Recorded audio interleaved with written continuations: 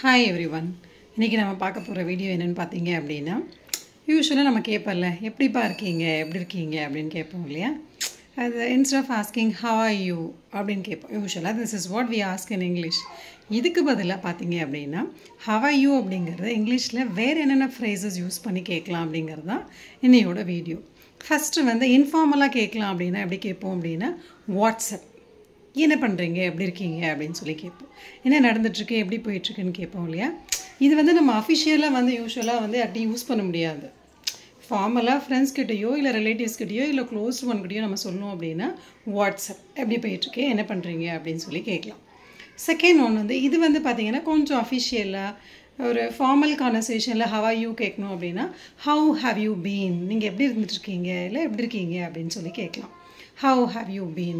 நீங்க எப்படி இருக்கீங்க அப்படினு சொல்லி கேட்கலாம் நெக்ஸ்ட் வந்து அப்படினா how have you been அப்படிங்கிறது வந்து ஒரு perfect continuous tenseல கேட்கக்கூடிய ஒரு சென்டென்ஸ் தான் வந்து how have you been WhatsApp அப்படிங்கிறது ஒரு ஃபார்மலா கேட்கக்கூடிய ஒரு கான்வர்சேஷன் தான் வாட்ஸ்அப் எப்படி இருக்கீங்க நல்லா இருக்கீங்களா அப்படினு சொல்லி கேட்கறதா வாட்ஸ்அப் நெக்ஸ்ட் வந்து I trust you are in fine fettle நான் நம்புறேன் நீங்க நல்லா இருக்கீங்க அப்படினு நான் நம்புறேன் அப்படினு சொல்லி we used to say instead of asking how are you I trust you are in a fine fettle அப்படினு சொல்றது it's a kind of a very polite and advanced way to ask how are you next பாத்தீங்க அப்படினா I trust all is well in your world நான் நம்புறேன் உங்களோட எல்லாமே வந்து நல்லா போயிட்டு இருக்கு அப்படினு சொல்லி நான் நம்புறேன் இதுவுமே how are you ன்னு கேட்கிறதுக்கு பதிலா நான் நம்புறேன் I trust everything is going on well அப்படிங்கற மாதிரி சொல்றது தான் வந்து இந்த trust all is well in your world அப்படினு சொல்லி சொல்றது நெக்ஸ்ட் பாத்தீங்க அப்படினா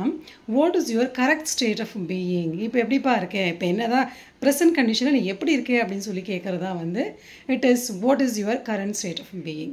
so instead of asking how are you you can follow these phrases WhatsApp